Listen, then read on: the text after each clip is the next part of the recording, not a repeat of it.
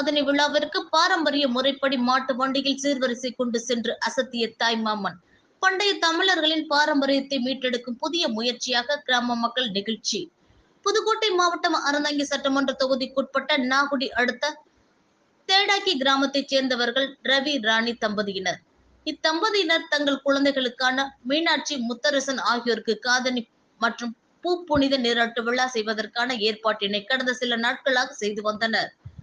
நிகழ்ச்சிக்கான ஏற்பாட்டின்படி தங்கள் உறவினர்கள் மற்றும் நண்பர்களுக்கு பத்திரிகை வைத்து நாகுடியில் உள்ள தனியார் திருமண மண்டபத்தில் கோலாகலமாக கொண்டாடப்பட்டது. இந்நிகழ்ச்சியில் கலந்து கொள்ள வருகை தந்த இடையாத்தூர் கிராமத்தைச் சேர்ந்த தாய்மாமன் காசி நாகராஜன் என்பவர் சுமார் 5 மாட்டு வண்டிகளில் 50க்கும் மேற்பட்ட தட்டுகளில் சீர்வரிசை சுமந்து கிராம மக்களோடு வருகை தந்தனர். பண்டைய தமிழ் கலாச்சாரத்தின்படி தாய்மாமன் சீர் செய்யும் நபர்கள் வண்டி கட்டி ஊரை கூட்டி ஊர் மெச்ச செய்யும் சீரானது தங்கள் குடும்பத்திற்கும் கிராமத்திற்கும் கிடைக்கும் அங்கீகாரமாக கருதப்பட்டு வந்தது.